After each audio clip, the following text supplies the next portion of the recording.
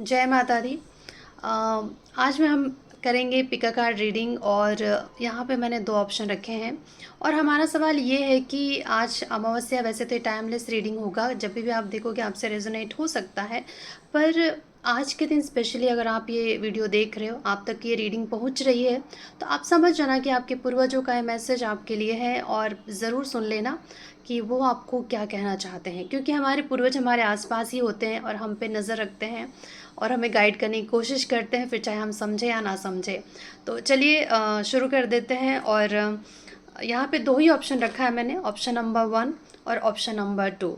आप वीडियो को पॉज करके आराम से ऑप्शंस को देखें और अपने पूर्वजों को याद करते हुए, उनको प्रणाम करते हुए उनसे पूछें कि कौन सा ऑप्शन उनको चूज़ करना चाहिए और तभी आप कोई ऑप्शन चूज़ कीजिएगा।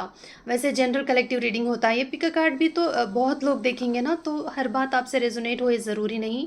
तो अपने आप को ज़बरदस्ती फिट बैठाने की कोशिश मत कीजिएगा किसी भी सिचुएशन में।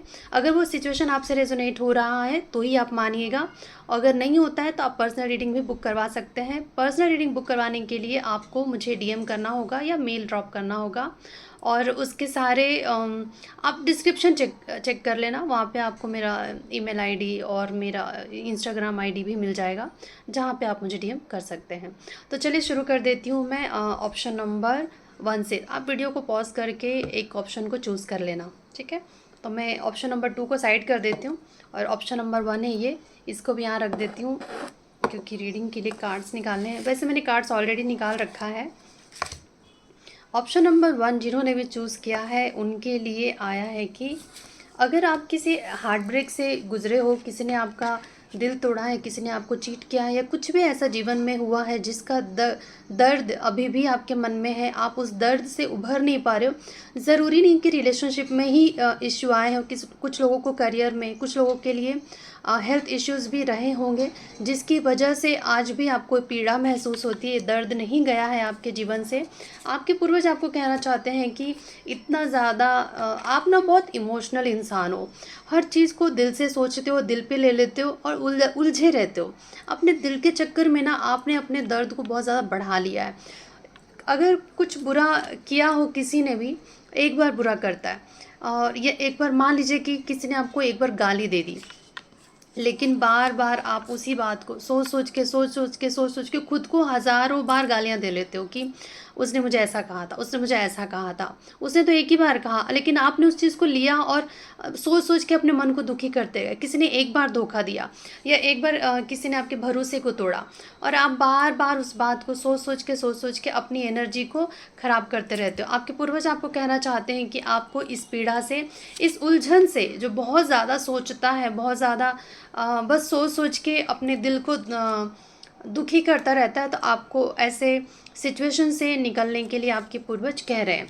ऐसा लगता है ना कि अम, ये भी सिर्फ रिलेशनशिप में नहीं, मुझे लगता है करियर में भी बार बार कुछ चीज़ें आप ट्राई कर रहे थे और बहुत सारे ऑप्शंस आपकी लाइफ में आया होगा या फिर आपने बहुत अलग अलग तरीके की चीज़ों में अपनी मेहनत की होगी, आपने कोशिश किया होगा, आजमाया होगा आपने कि चलो देखते हैं, ये करके देखते हैं, वो करके देखते हैं, और आपको जब सफलता नहीं मिली उन सब चीज़ों में तो आपका दिल टूटा और आप बहुत ज़्यादा परेशान दिख रहे हो आपके पूर्वजों को। और मुझे ये भी लगता है कि बहुत सारे लोगों ने मिलकर आपके दिल को दुखाया है।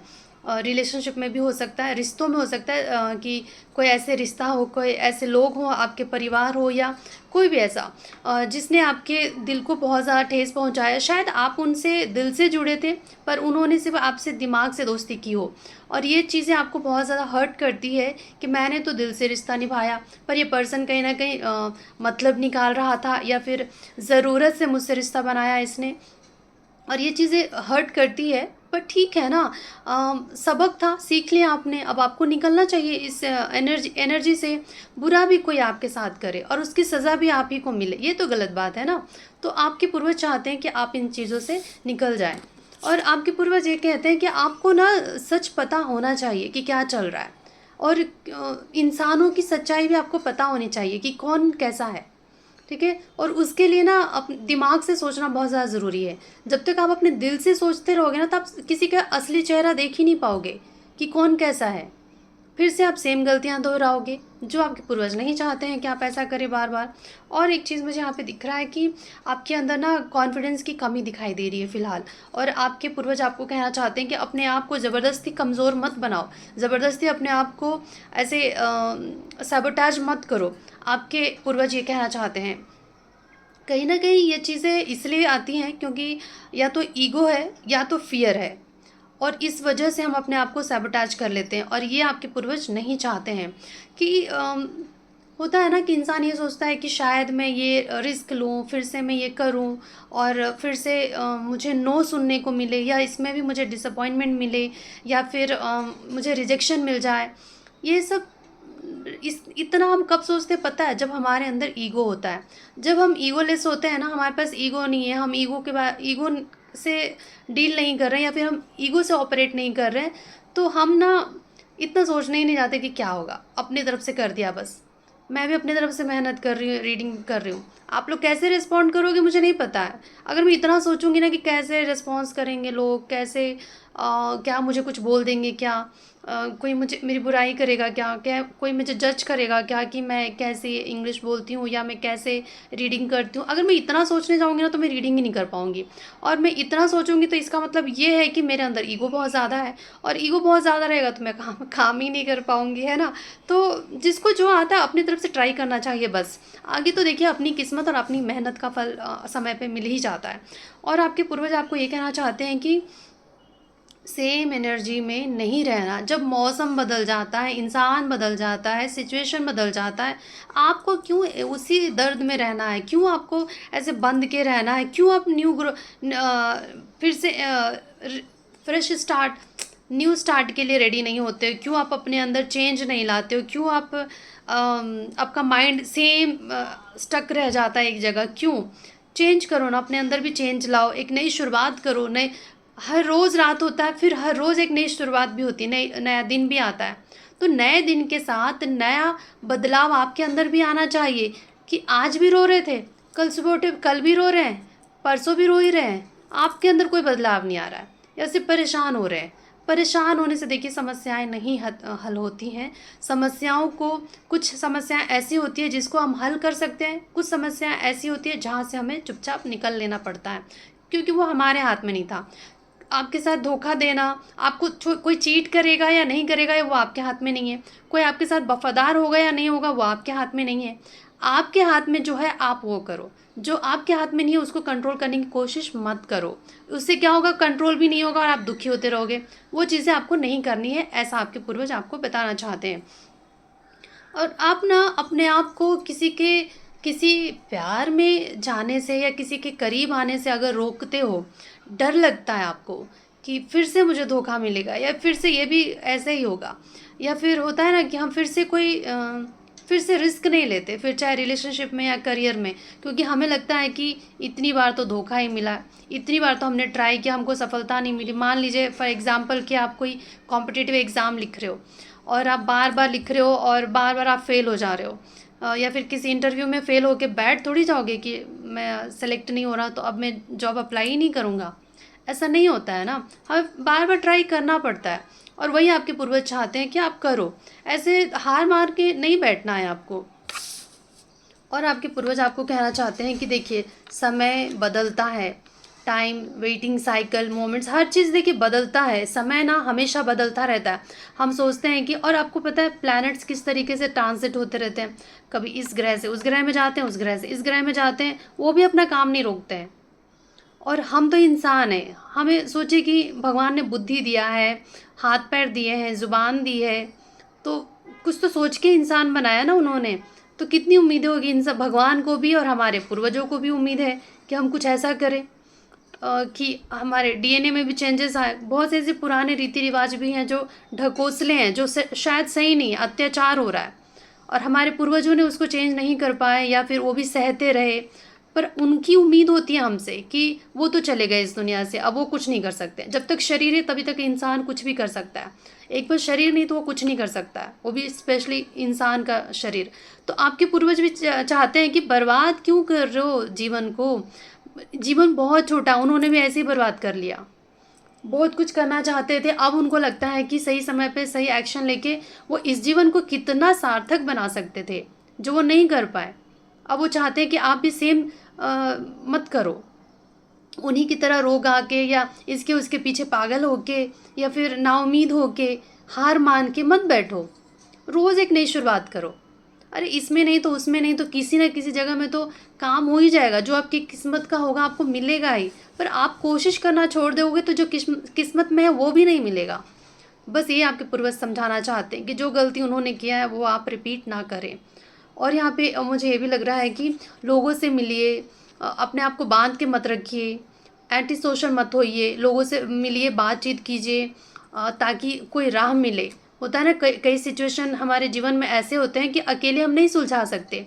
तो जब हम लोगों से मिलने लगते हैं, शेयर करते हैं, बातें करते हैं, तो कोई ना कोई कुछ ना कुछ ऐसे रास्ते अनजाने में ही बता जाता है कि हमारे हमारे प्रॉब्लम का सॉल्यूशन निकल जाता है कि हमें कैसे डील करना है, कैसे टैकल करना है प्रॉब्लम्स को। तो ये चीज़ें भी ज़रूरी है। और आपके पूर्वज आपको ये कहना चाहते हैं कि कुछ लोग के लिए मुझे यहाँ पे लगता है कि फाइनेंशियल प्रॉब्लम चल रहा है, वर्कलोड बहुत ज़्यादा है। तो आपके पूर्वज ये कहना चाहते हैं कि आप ना लोगों से हेल्प लीजिए, बात कीजिए, अपने दोस्तों से बात कीजिए, और वो आपको कहीं न कहीं किसी न किसी तरीके का हेल्प ज़रूर पहुँचाएँगे। और एक चीज़ मुझे यहाँ पे ये लग रहा है कि अ, शायद आपका social network cycle sorry social circle आपका बहुत बड़ा है, पर आप ही मेहनत हेल्प नहीं माँगते हो, और आपके पूर्वज चाहते हैं कि आप माँगो। क्योंकि ना आपको ये लगता है कि क्या पता मैं हेल्प माँगने जाऊँ और मुझे ना बोल दे, तो मेरी तो ईगो हर्ट हो जाएगी। अरे क्यों ईगो हर्ट हो जाएगी? आज मुझे ज़रूरत पड़ी है, कल उसको ज़रूरत पड़ेगी। हर इंसान को ज़रूरत पड़ती है। एक-दूसरे की हेल्प से ही पूरा संसार चल रहा है। और एक चीज़ है, यूनिवर्स ना कहीं न कहीं आपकी अवेकनिंग के लिए आपको कुछ सिखाना चाह रहा है। मुझे ऐसा लग रहा है ना कि यूनिवर्स का कुछ प्लान है, आपको कुछ सिखाना चाह रहा है। आपको कुछ बहुत समय से वो आपको ना हकीकत दिखाने की कोशिश कर रहा था, पर आप नहीं देख रहे थे या फिर आप इग्नोर कर रहे थे। या तो कोई इंसान होगा आपके जीवन में जो आपको किसी इंसान के ज़रिए, किसी वीडियो के ज़रिए, किसी म्यूज़िक के ज़रिए, किसी न किसी के ज़रिए यूनिवर्स आपको आपके अंदर अवेकनिंग लाना चाहता था, आपको अवेक करना चाहता था, आपको जागृत अवस्था में लाना चाहता था। पर आपने रिजेक्ट ही किया हमेशा, ध्यान ही नहीं दिया कि आपको लगता होगा ये मुझे आया सिखाने वाला। आपको नहीं पता कि ईश्वर उसके ज़रिए आपको सिखाना चाहते हैं, पर आपने ध्यान नहीं दिया। ये अब ईश्वर उन्होंने अपना भई चलो भई अब तो तू सीधा-सीधा सुधर नहीं रहा है, तो मैं तेरे तरीके से सुधारूँगी, मतलब कि सुधारूँगा, या जो भी ईश्वर का जो भी है। तो ईश्वर का जो ये था ना कि आपको बताएँ कि आप जो करते आए हो या आपके अंदर जो ये जो आपकी जो नेचर है उसमें थोड़ा-सा बदलाव की ज़रूरत है। और इसलिए शायद इस साइकिल से या इस तरीके के सिचुएशन से आप बार-बार गुज़रते हो या फिर अभी गुज़र रहे हो। और आपके पूर्वज चाहते हैं कि अभी भी अगर आपने ध्यान नहीं दिया, अपने अंदर बदलाव नहीं लाया, तो ईश्वर फिर आपको जो आपके साथ जो आपको जो पनिशमेंट मिलेगा फिर आपके पूर्वजों को अच्छा नहीं लगेगा। क्योंकि कहीं न कहीं हमारे किसी भी देखिए डीएनए में, आप जिसके साथ जिसका भी डीएनए आपके अंदर आया, लेकिन एक जो वंश होता है ना, एक की गलती की सज़ा पूरे वंश को भुगतना पड़ता है। तबाह हो जाता है, पूरा वंश ही तबाह हो जाता है। तो आपके जो पूर्वज हैं आपको आगाह कर रहे हैं कि ऐसी गलती मत करो, जिसकी सज़ा कहीं न कहीं अनजाने में हमें भुगतना पड़ेगा और तुम्हारे परिवार को भी। और अगर वो तो जा चुके हैं संसार से, लेकिन कहीं न कहीं आपको दुखी देखकर जो उनको दुःख पहुँचेगा, तो ऐसे ही बेचारा बिना कुछ किए ही भुगतने लगेंगे ना कर्मों की सज़ा, तो इनडायरेक्टली उनको भी मिल जा रहा है। तो आपके पूर्वज बस आपको समझाना चाहते हैं कि कुछ चीज़ें हैं जहाँ से आपको निकलने की ज़रूरत है। कोई भी ऐसे कार्य, कोई भी ऐसा कर्म जहाँ से आपको निकलने की ज़रूरत है। आपको ना सच समझना होगा, आपको ना गलतफ़हमी में जीना नहीं है, गलत चीज़ नहीं करनी है, कोई भी ऐसे गलत कार्य नहीं करना है जो इल्लीगल होता है। कई बार ऐसा होता है ना कि हमें पता होता है लेकिन फिर भी हम बहुत सारे रिलेशनशिप में इन्वॉल्व हो जाते हैं या फिर कुछ ऐसे काम करते हैं जो लीगल नहीं है। तो ऐसा कुछ भी नहीं करना है, आपके आपके पूर्वज जो हैं समझाना चाहते हैं। बेशक से आपको लगे कि अभी मेरा फाइनेंशियल हेल्थ अच्छा नहीं है, तो चलो अगर थोड़ी बहुत अगर घूस लेकर या घूस देकर कुछ मेरा काम बन जाता है तो कर लें। लेकिन ये सब जो है ना हर चीज़ का फल हमको मिलता है, फिर चाहे आज मिले चाहे कल मिले। तो बस आपके पूर्वज आपको समझाना चाहते हैं कि कोई भी ऐसा कार्य ना करें जिसकी सज़ा माफ़ी के लायक ना हो। ईश्वर माफ़ी ना कर पाए ऐसा कार्य ना करें। और कुछ देखिए, ये जनरल कलेक्टिव रीडिंग होता है, तो मैंने अब तक जितनी भी बातें बोली है तो सब बात, हर एक बात आपसे रेजोनेट नहीं होगा। कुछ लोग के लिए रिलेशनशिप में होगा कि उनके साथ ही चीट हुआ हो, कुछ लोग के लिए ये होगा कि आप किसी को चीट कर रहे हो, कुछ लोग के लिए ये होगा कि कोई भी समाज में किसी भी तरीके का धोखाधड़ी या किसी भी तरीके का उलझन, ये सारी चीज़ें नहीं करना है। और कुछ लोग के लिए ये होगा कि अगर आपके अंदर कॉन्फिडेंस की कमी है तो आप ये सारी चीज़ों को समझना होगा कि नहीं, आप बहुत ज़्यादा कॉन्फिडेंट पर्सन हो, लेकिन कई बार हमें अपनी शक्तियों का ज्ञान खुद ही नहीं होता है। तो बस यही पूर्वज, आपके जो पूर्वज हैं, आपको इन्हीं चीज़ों को समझाना चाह रहे थे। और एक चीज़ और मुझे लगता है ना कि आपके पूर्वज ये कहना चाहते हैं कि अगर आप किसी चीज़ से भाग रहे हो, कि फेस नहीं करना चाहते, कई बार ऐसा होता है ना कि इंसान सच नहीं देखना चाहता है। कई बार इंसान मुझे हर्ट ना हो जाए ये सोचकर मतलब अपने आप को ना रोकता है। कुछ लोग ऐसे हैं जो जीवन में कई बार धोखा खाए हैं, और अब जो है उन्होंने तय कर लिया कि अब मैं शादी ही नहीं करूँगी या करूँगा, या फिर मैं रिलेशनशिप में ही नहीं आऊँगी। ऐसा क्यों? क्योंकि आपको डर लगता है अब कि फिर से मेरे साथ वही होगा। तो आपके पूर्वज कहना चाहते हैं कि सामना करना सीखिए। अगर जब तक आप चीज़ों से भागते रहोगे ना, तब तक वो आपके पीछे पड़ता रहेगा। तो डट कर खड़े होकर सामना कीजिए, हर सिचुएशन का सामना कीजिए, चाहे रिलेशनशिप में हो, चाहे कोई भी सिचुएशन आ जाए जो आपको लगता है कि ये मेरे बस की बात नहीं है, जहाँ पे आप अपने आप को कमज़ोर समझने लगते हो, तो खुद को कमज़ोर ना समझें। आप अपने डीएनए पे भरोसा कीजिए कि आपके अंदर कोई कमज़ोर डीएनए नहीं है। आपके पूर्वज बहुत स्ट्रॉन्ग थे, आप भी बहुत स्ट्रॉन्ग हो, उन्हीं का खून दौड़ रहा है आपके अंदर। तो बहुत ही हिम्मत से अपने सिचुएशन को टैकल कीजिए। मुँह मोड़ के ऐसे, क्या कहते हैं उसको, कायरों की तरफ भागिए मत, सामना कीजिए।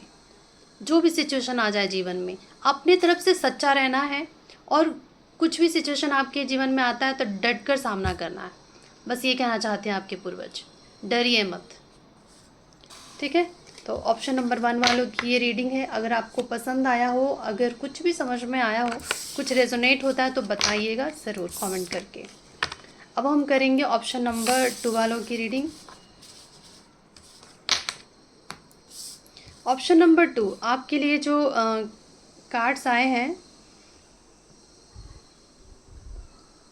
सबसे पहले आपको ना आपके पूर्वज कहना चाहते हैं कि कुछ ऐसे कॉर्ड्स हैं जिसको आपको कट करना है। मतलब क्या होता है ना कि कुछ एक बहुत हमारे जो पूर्वज है ना, वहीं से चला हुआ आ रहा है कोई ऐसे रीति रिवाज या कोई जो सही नहीं है। देखिए, रीति रिवाज बनाए गए थे इंसान की भलाई के लिए, लेकिन कोई ऐसा रीति रिवाज जिससे कि इंसान का बुरा हो रहा हो, दुख पहुंच रहा हो, तो ऐसे रीति रिवाज को बदल ही देना चाहिए। और आपके पूर्वज ये कहना चाहते हैं ना कि इस आपके ख़ानदान में कुछ ऐसा है, कुछ ऐसे कॉर्ड्स हैं, या तो उनके कुछ ऐसे कर्म थे जिससे उनको मुक्त होना है, और वो अब ये नहीं कर सकते हैं क्योंकि वो इस देह को, इस शरीर को त्याग चुके हैं, तो उनके बस में तो अब है नहीं, तो आपको ही करना होगा। उनकी मुक्ति के लिए अगर आप कुछ कर सकते हैं तो ज़रूर कीजिएगा। स्पेशली आज अमावस्या है, तो जितना मेरा ज्ञान है, मैं मानती हूँ कि अगर आप श्रीमद् भगवद गीता का पाठ करते हैं, 7वां अध्याय, अगर आज के दिन अगर आप पाठ करते हैं, अमावस्या के दिन, हर अमावस्या के दिन आप कर सकते हैं। सरसों के तेल का दीपक जला के सामने एक गिलास या लोटे में पानी रख के थोड़ा सा उसमें कुमकुम डाल दीजिएगा, थोड़ा सा अक्षत डाल दीजिएगा, और सामने रख के और सफ़ेद रंग का फूल, ठीक है, सफ़ेद मिठाई भी चढ़ा सकते हैं आप। और सामने ये लोटे में पानी रख के 7वां अध्याय पढ़ना है। पढ़ने के बाद अपने पूर्वजों, आपको ईश्वर से प्रार्थना करनी है, भगवान कृष्ण से कहना है कि ये जो मैं 7वां अध्याय पढ़ रहा हूँ या पढ़ रही हूँ, इसका फल मेरे पूर्वजों को मिले, बस इतना कहना है। और पढ़ने के बाद उस लोटे का पानी आप दक्षिण दिशा की तरफ, साउथ डायरेक्शन में आपको पानी को धीरे धीरे किसी पौधे में डाल देना है, या किसी मतलब ऐसे ही मैं तो पौधा में डालती हूँ। देखिए पौधे में क्या वो पानी सोख लेता है, तो किसी के पैर में नहीं गिरता, तो कहता है ना कि डिसरिस्पेक्ट नहीं होता, तो वैसे करना है आपको। और दक्षिण दिशा के टाइम मतलब शाम के टाइम में दक्षिण दिशा में आपको एक दिया जला देना है, ठीक है। तो आपके पूर्वजों के लिए आप जो कर सकते हो ना, दान दक्षिणा कुछ कर सकते हो, पंडितों को घर पे बुला के खाना खिला सकते हो, जो भी आपके बस में है वो आप ज़रूर कीजिए, ठीक है, ताकि वो मुक्त हो पाए। जब तक उनको मुक्ति नहीं मिलेगी ना, तो तब तक वो कहीं ना कहीं आपके जीवन में ऑब्स्टिकल्स लाते रहेंगे, क्योंकि वो खुद से तो कुछ नहीं कर पा रहे हैं, क्योंकि वो इस देह को त्याग चुके हैं, तो आप ही कर पाओगे उनके लिए। तो आपके पूर्वज चाहते हैं कि आप कीजिए कुछ ऐसा। और कोशिश कीजिएगा कि अगर आप स्मोक करते हो, ड्रिंक करते हो, तो आज के दिन ना करें। अमावस्या के दिन आप बिल्कुल ना करें, बस उनकी पूजा आराधना करें, ईश्वर की पूजा आराधना करें और अपने पूर्वजों के लिए दान दक्षिणा करें।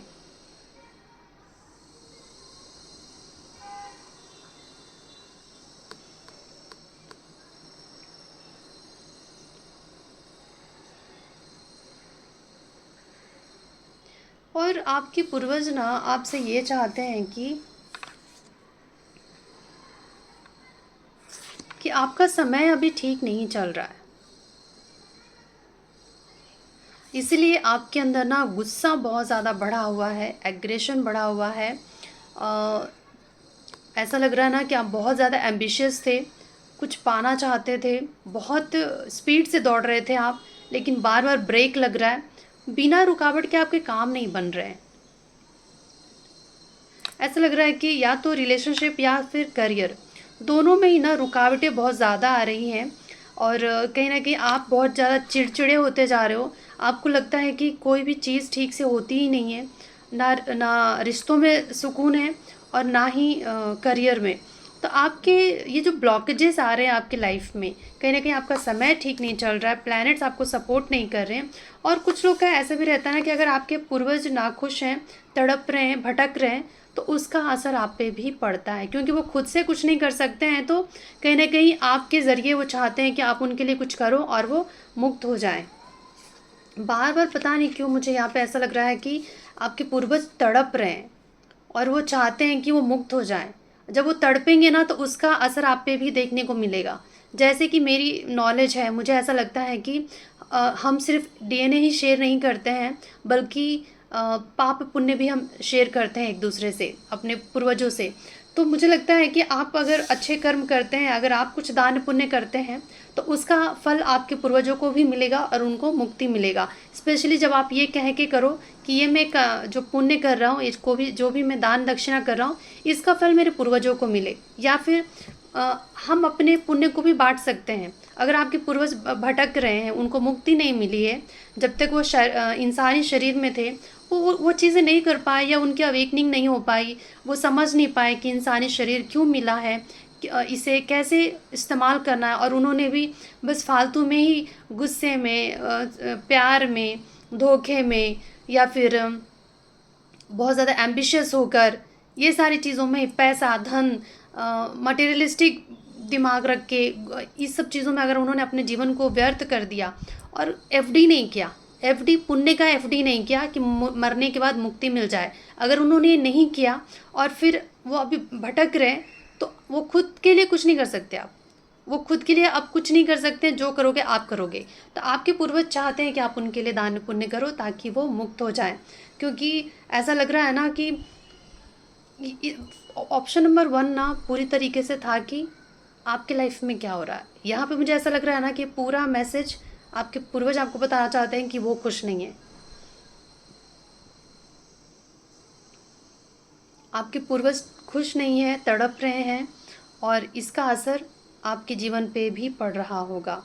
आपका ऐसे गुस्सा, आपकी चुप हो जाना या गुस्से में बस पीछे पलट-पलट के देखना, अपने दुखों को याद करना और दुखी होना, ऐसा मुझे दिख रहा है। आपके पूर्वज आपको कहना चाहते हैं ना कि वो आपको ब्लेस करना चाहते हैं, आपको ब्लेसिंग देना चाहते हैं, आपको वो सफलता, वो सारी चीज़ें दिलवाने में मदद करना चाहते हैं। कहते हैं ना कि आशीर्वाद बड़े से बड़ी मुसीबतों को भी कम कर देता है। तो आपके पूर्वज बस इतना कहना चाहते हैं कि वो खुद के लिए कुछ नहीं कर पा रहे हैं, तो प्लीज़ आप उनके लिए कुछ करें और अपने लिए भी कुछ ऐसे अच्छे कर्म करके रखिएगा ताकि मरने के बाद मुक्ति मिल सके। ऐसा ना हो कि फिर भटकते ही रह जाएँ। तो आपके पूर्वज बस आपको ये आगाह करना चाहते हैं कि आप उनके लिए भी कुछ कीजिए और खुद के लिए भी करके रखिएगा। पैसा हम कल के लिए जमा के रखते हैं कि बुढ़ापे में काम आएगा, लेकिन पुण्य हम जमा नहीं करते हैं कि मरने के बाद काम आएगा, हमें इसी पुण्य से मुक्ति मिलेगी। तो वो चीज़ें करनी है आपको। मुझे ऐसा लग रहा है ना कि आपका समय तो बहुत ज़्यादा ख़राब चल रहा है, स्पेशली फाइनेंशियली मुझे ऐसा लग रहा है कि फाइनेंशियली आपका सिचुएशन अच्छा नहीं चल रहा है। ऐसा लग रहा है ना कि आप एक नॉलेजेबल पर्सन हो, शायद अच्छे खासे नॉलेज हो, ज्ञान हो, पढ़े लिखे हो। सिर्फ पढ़े लिखे के पास ही ज्ञान नहीं होता है, बहुत से लोग एक्सपीरियंस से भी बहुत सारे ज्ञान उनके पास होता है। तो जो भी हो, सबके लिए अलग अलग होगा। शायद आप एक इन्फ्लुएंसर भी हो सकते हो, आपको देखकर लोग सीखते होंगे, लेकिन आपको आदत होगी कि हर चीज़ अपने मुताबिक कर लेना या रिज़ल्ट जो हो आपके मुताबिक मिले आपको, आपके फ़ेवर में चीज़ें होने का आपको आदत सी हो गई होगी। पर अभी शायद ऐसा नहीं हो रहा है और ये चीज़ें आपको इरिटेट कर रहा है कि अब तक जो मैं चाहता था या मैं चाहती थी वैसे चीज़ें होती थी, अब क्यों नहीं हो रहा है। आपके पूर्वज आपको बस इतना कहना चाहते हैं कि समय के साथ चीज़ें चेंज हो जाएँगी, तो आप ज़्यादा परेशान मत होइए। फिर चाहे वो रिलेशनशिप में प्रॉब्लम आ रहा हो, फिर चाहे करियर में आ रहा हो, फाइनेंशियल प्रॉब्लम चल रहा हो, कोई भी दिक्कत हो तो वो धीरे-धीरे ठीक हो जाएगा। पर आपको बस इतना कहना चाहते हैं ना आपके पूर्वज कि अ, ईश्वर जो आपको कुछ ना कुछ इनडायरेक्टली सिखाने की कोशिश कर रहा है, ये समय आपको कुछ सिखा रहा है, उसे आप अपने आप से दूर करते हो या फिर कोई ऐसा इंसान आपके जीवन में जो आपको सही गलत का पाठ पढ़ाता हो या फिर आपको कुछ सिखाता हो कि ये करो ये ना करो या फिर कोई रीडर हो गया जिसकी रीडिंग सुनकर आपको बेशक से गुस्सा आता होगा कि ये क्या ऐसे बोल रही है या मेरे अपनी गलतियाँ कोई नहीं देखना चाहता देखिए, पर ज़रूरी है देखना। दूसरों की गलतियाँ देखने से ज़्यादा ज़रूरी है हम अपनी गलतियों पे ध्यान दें और अपने अंदर सुधार लाएँ, क्योंकि हमारे कर्म से हमें फल मिलेगा और हमें हमें मुक्ति मिलेगी। दूसरे के कर्म से हमें मुक्ति नहीं मिलेगी, तो हमें अपने कर्मों को सुधारना ज़्यादा ज़रूरी है। तो आप क्या करते हो ना, शायद कि आप अच्छे लोगों को खुद से दूर करते रहते हो। और एक चीज़ मुझे ये लग रहा है कि आपके पूर्वज चाहते हैं कि आप अपने बड़ों का सम्मान किया करें। ज़्यादा से ज़्यादा समय आप अपने माता-पिता या आपके जो बड़े हैं, उनके साथ बिताया करें। उनके पैरों में बैठकर थोड़ा-सा अपनी एनर्जी लिया करें, पॉज़िटिव एनर्जी, ताकि आपका ये जो बुरा समय है, उससे आप निकल पाओ। ब्लेसिंग मुझे लगता है कि आपको ना आशीर्वाद की बहुत ज़्यादा ज़रूरत है। आशीर्वाद देखिए अच्छे कर्मों से मिलता है, अपनों को खुश रखने से मिलता है, अपने कर्तव्यों को निभाने से मिलता है। स्पेशली मुझे यहाँ पे ये लग रहा है ना कि परिवार दिख रहा है मुझे, फैमिली। तो ज़्यादा से ज़्यादा समय अपने परिवार वालों के साथ निभाएं, गुजारें और जितना हो सके अपने परिवार को खुश रखने की कोशिश करें। और वैसे मुझे लगता है कि धीरे-धीरे आपका समय चेंज हो जाएगा, तो आप जो भी कर सकते हो अपने पूर्वजों के लिए कीजिएगा। देखिए धन से ही नहीं होता है सेवा। मुझे लगता है कि सबसे आसान काम अगर आप सनातनी हो, तो बहुत ही आसान तरीका दिया है हमें भगवान ने कि आप श्रीमद् भगवद गीता का पाठ कर सकते हो। अपने पूर्वजों के लिए आप 7वां अध्याय 7वां अध्याय पढ़ें और खुद के लिए आप 18वां अध्याय पढ़ें, जो कि मैं पढ़ती हूँ। जितना मुझे नॉलेज है, इतना मैं बहुत बड़ी ज्ञानी तो नहीं हूँ, पर जितना मुझे ज्ञान है उतना मैं आपसे शेयर कर रही हूँ। तो अगर आप करते हो ना तो ये बहुत ही असरदार होता है जितना मुझे लगता है, क्योंकि मैं अपने पूर्वजों की एनर्जी को भी महसूस करती हूँ और अपने मेरे ईश्वर की एनर्जी भी, जिनसे मैं बहुत ज़्यादा प्यार करती हूँ, मेरी मैया। तो मेरे जैसे कि मुझे फ़ील होता है कि मेरे आस-पास ही होती हैं जब मुझे ज़रूरत पड़ती है उनकी। तो प्लीज़ आप लोग भी अगर कर सकते हो तो ज़रूर कीजिएगा, या फिर आप जिस भी धर्म से हैं, आपके धर्म में जैसे भी ईश्वर की प्रार्थना की जाती है, पूर्वजों के लिए कुछ किया जाता है, आप वैसे कर सकते हैं। ठीक है? तो आज के लिए बस इतना ही। अगर आपको रीडिंग समझ में आया हो, पसंद आया तो ज़रूर बताइएगा। Thank you so much for watching.